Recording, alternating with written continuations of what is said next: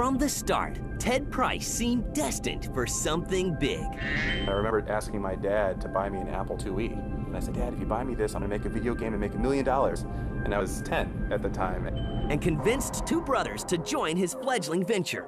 The odds were definitely against us. Yeah, I mean, we were only 3 guys and we had no experience. We didn't know what we were doing. Some days were tough. There were times where we really thought we were not gonna be around for another week. And their name was symbolic. We were all insomniacs at that point. We weren't sleeping at all. An early disappointment almost doomed the young company. Critics called it the dark horse of that year, or the best game that nobody ever heard of. But a little dragon would save the day. They said that the first Spyro, I think, is the number 5 PlayStation game of all time. Insomniac would shock fans with an unexpected choice. But it was really hard to leave Spyro behind. He's kind of our little baby. As they move on to create a new universe filled with captivating creatures.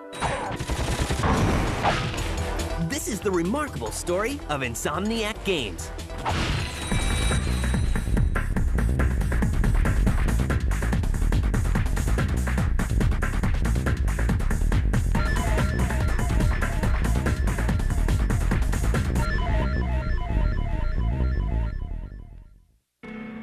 It all began with a simple request. I remember asking my dad to buy me an Apple IIe. Back when they had the monochrome monitors, I said, Dad, if you buy me this, I'm gonna make a video game and make $1 million. And I was 10 at the time. And figuring out what he didn't want to do.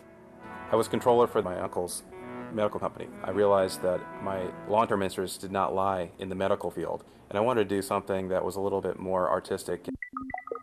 I loved games and had always been into computers and into computer games. And in 1994, with his Princeton degree, his savings, and a dream, he makes the move.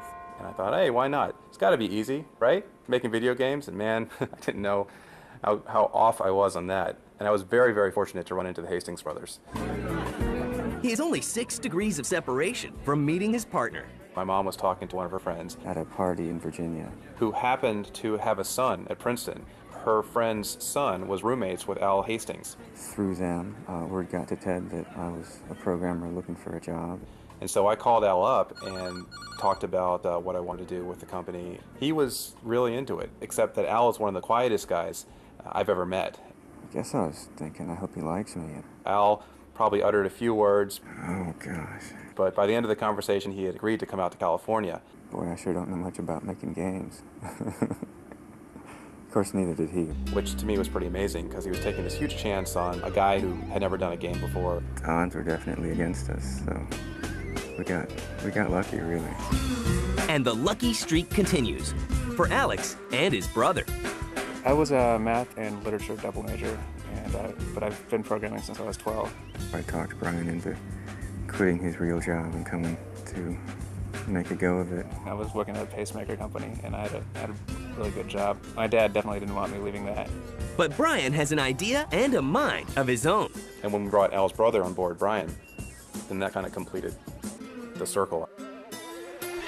And naming the brand new Southern California company will prove to be an obstacle. There were some great ones. There was Ragnarok, Black Sun Software. I was just putting random words together, thinking what two things go together. And I just thought Moon and Turtle, and I thought, well, this is gonna be great. Everyone's gonna love it, and no, nobody loved it.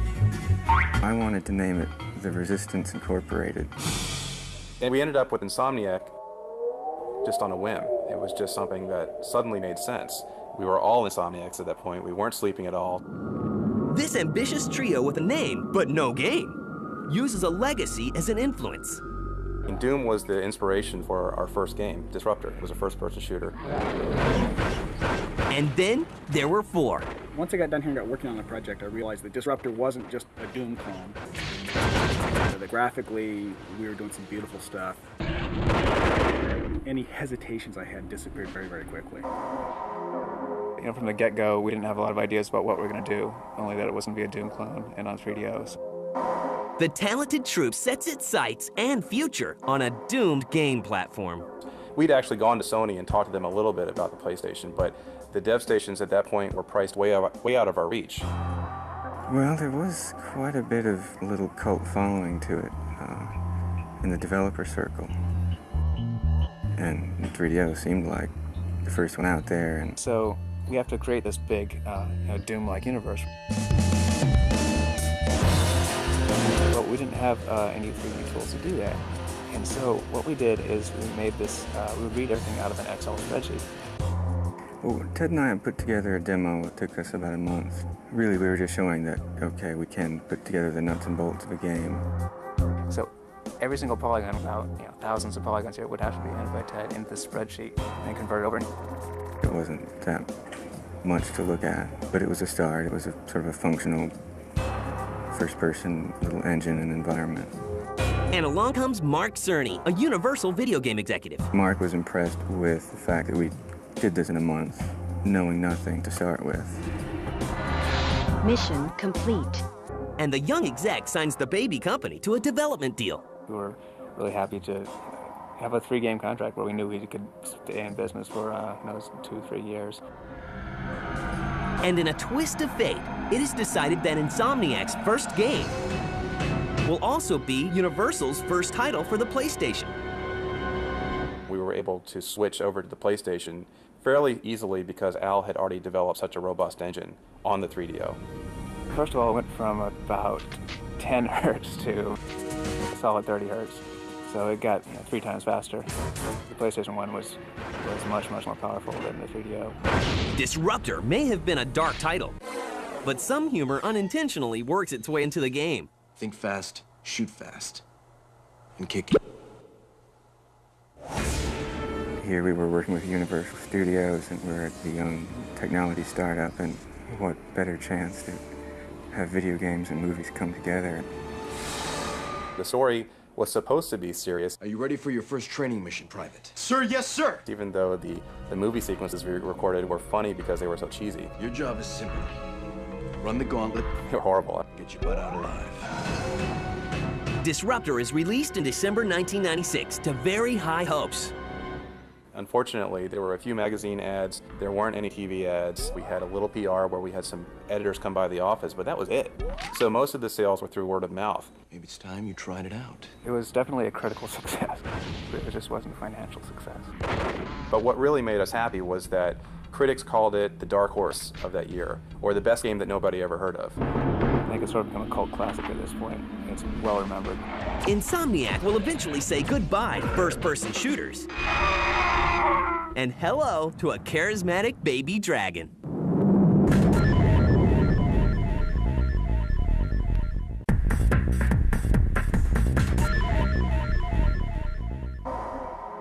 By 1997, Insomniac Games had released Disruptor, a first-person shooter inspired by the world of Doom. It received rave reviews, but had very disappointing sales. Yeah, I think we were encouraged that we did it. We made a game, and it was out there on the shelves. That's nothing too shocking. There were times where we really thought we were not going to be around for another week. I want you to get through the chem factory alive.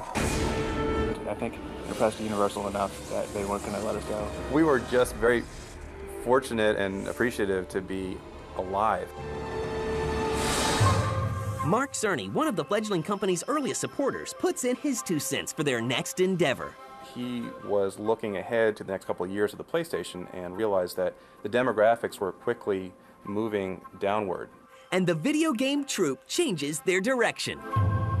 I wanted to do a game that my mother would be able to play, and she didn't like Disruptor very much. I think we all wanted to do something that had a more mass market appeal. Yeah, Craig initially threw out the idea of a dragon. So instead of flying all the time, he's more of a young dragon who walks and glides. We kind of messed around with that. We did some sketches, and once the idea was suggested, it kind of clicked with all of us individually that, boy, wouldn't this suit us better? We don't have to try to be better than the next guy. We could just be kind of whimsical. And a young star begins to hatch. I think we felt really confident right from the first character drawing. At that point, we thought, okay, now this looks like a mascot character. This looks like something that could be big. His name is Spyro. And his world is unlike any other. Well, it's vaguely medieval, but more fantastic. It was one of the first games that really had distant views, where we were able to create these very wide open environments, and that was a result of Al's engine. being able to create multiple levels of detail for the environment. The game that is supposed to be fun is having some serious labor pains. I have to say that there were points in the production cycle where we were in crunch mode, just like every other development team, and things looked fairly bleak. Never fear, Spyro, the cute little purple dragon, meets the deadlines. His mission on the PlayStation is to rescue his dragon friends from imprisonment. Thank you for releasing me. All while searching through vast environments and hidden chambers for clues. But the 3D platform game doesn't receive the reviews Insomniac was hoping for. The previews and the reviews in general talked about Spyro being a kiddie game. To see it called a kiddie game implied that it was a very simple, novice-oriented game that wouldn't satisfy the hardcore players. Following promising previews at E3, Spyro makes his debut in the fall of 1998. And well, he doesn't exactly fly off the shelves. In Europe, it took off pretty much from the get-go, but in the US, it definitely was slow. It didn't catch on right away. But then after Christmas, just based on word of mouth, we kept on having solid weeks, bigger than the launch week. And it just didn't taper off, through January, February, March, it just kept on selling. Audiences, like from young kids to their mothers who had never played games before, were attracted to this. By the time we released Spyro 2, I think we'd had almost 2 million in sales just in the US. And Spyro becomes a sleeper hit. I was at the DICE conference, and they said that the first Spyro, I think, is the number 5 PlayStation game of all time, or it was some really high number. And I was very surprised by that. But the celebration is short. And the pressure is on. The team that has grown to 13 people is asked to create the sequel by the next Christmas selling season. We were under the double pressure of having a truncated development cycle and trying to come up with something that would make this game feel like more than a sequel, something that was a little bit more revolutionary than evolutionary. And jumping on board this time is Peter, another Hastings brother. When my older brother came on, they were starting to be concerned, that that's 2 out of 3 lost to the dark side. And when my younger brother joined, it was all over. The future is closing in for the folks at Insomniac. Where's the new game? We scrambled, threw out a lot of ideas, and finally settled on the mini-games in Spyro 2, which really set it apart from the first game. The sequel, Spyro Ripto's Rage, finds the cute purple dragon caught up in another unlikely adventure. This time, freeing a kingdom from the ill-tempered tyrant Ripto. I hate dragons! Gah! Doing so requires collecting items from the game's 20-plus levels of explorable 3D worlds. The story, I think, was a little bit more mature, and I think we had a lot more cinematics that showed off what the animators could do. And what about the name? That's funny because the Japanese version of Spyro, if you look at the title, it looks like it says Ripto in kind of funny tangled letters. It debuts in the fall of '99. Definitely nervous. What if the first one was a fluke? And the answer is no. Reviewers tout the more adult game, and it sells. Big time. We had grandmothers writing us that they had stolen the game from their grandkids because they liked it better, so they wanted to play it. Sony wants a third Spyro game for the 2000 holiday season. No one at the company named Insomniac will be sleeping anytime soon. In Spyro 3, we had 4 new characters, and they had their own little home worlds, and so you could experience their home worlds from their perspective, and then they all tied into the story. We were able to take the focus off Spyro somewhat and put it onto these other characters with their own moves, their own levels. It really breathed a breath of fresh air into the franchise. The third game, Spyro Year of the Dragon, is released in time for Christmas 2000 and revolves around stolen dragon eggs. Find the eggs and bring them back, Spyro. You got it! Spyro has acquired some new tools: a skateboard, tanks, submarines, and even a speedboat. You can play different characters: a kangaroo, a yeti, a flying penguin, and others. And guess what? It's another hit. All 3 titles win industry awards in many categories, and all 3 become part of Sony's greatest hits collection. The combined sales of the 3 Spyro titles is well over 8 million units. We were really scraping the bottom of the barrel to come up with new ideas for Spyro 3. Well, at that point, we were really starting to think about, what comes next. So we decided that it was better for us to start with a new franchise, try to come up with a new character, than to try to just push Spyro again. It was definitely a little bit sad knowing that this was the end. You know, reading all the fan mail and knowing that, okay, we have to say goodbye. But it was the right choice in the end. We just wanted to shake hands and part ways with Universal and then propose something new directly to Sony. Although fans of the franchise can look forward to future adventures with the Dragon, it will be produced by another company. Insomniac had to say goodbye to their quirky little dragon. It was really hard to leave Spyro behind. He's kind of our little baby.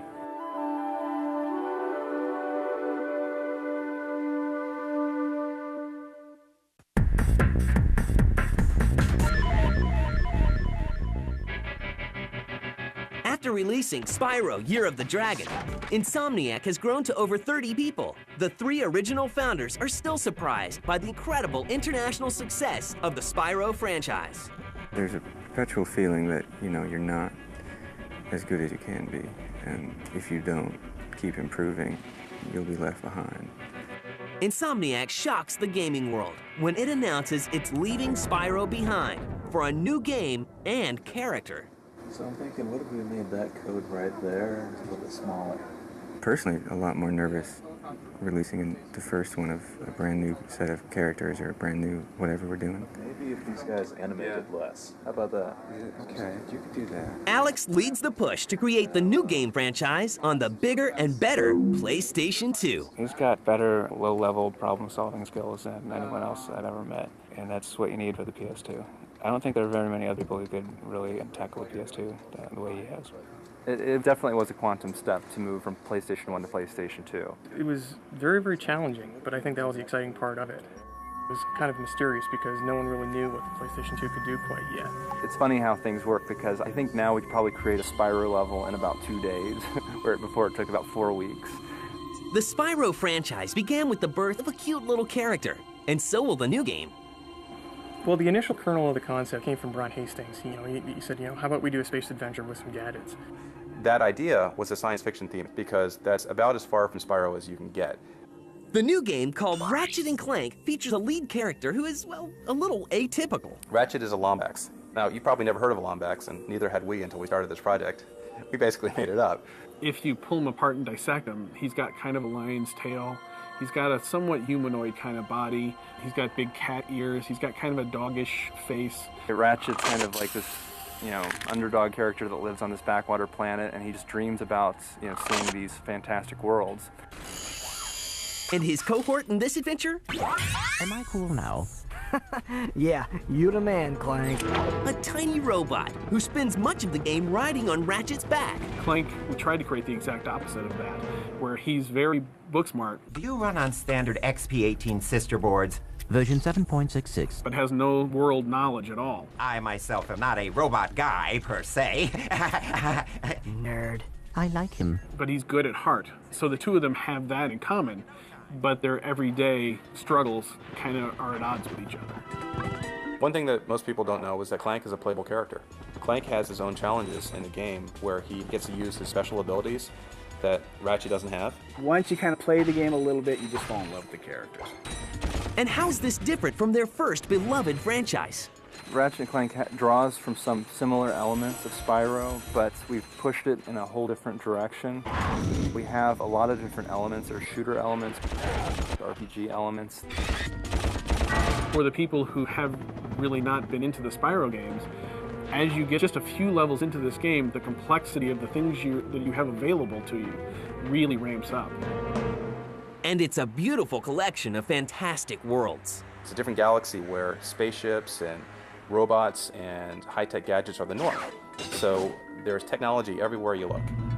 There's some really amazingly incredible detailed worlds. People are just going to be astounded by the visuals. Every different vantage point can really have some outstanding views. And all of the characters, both big and small, have multifaceted personalities. Some of the characters are angry. Oh yeah, but it is weak. We try very hard with all of our characters to make sure they're not plain vanilla. Every time you encounter a character in Ratchet & Clank, they're going to have a very strong personality. The two of you make me sick. And what about the weapons? Sweet. We really didn't want parents to be upset when their kids played this game. There's no blood. Sure, you are blowing things up. We couldn't get around it. That's the gameplay. That's what happens. But you don't blow something into 50 pieces and see blood splatter lying on the ground. You have an arsenal of more than 30 gadgets and tools and weapons at your disposal. Real men can swing without silly toys like that. And this is a game for everybody.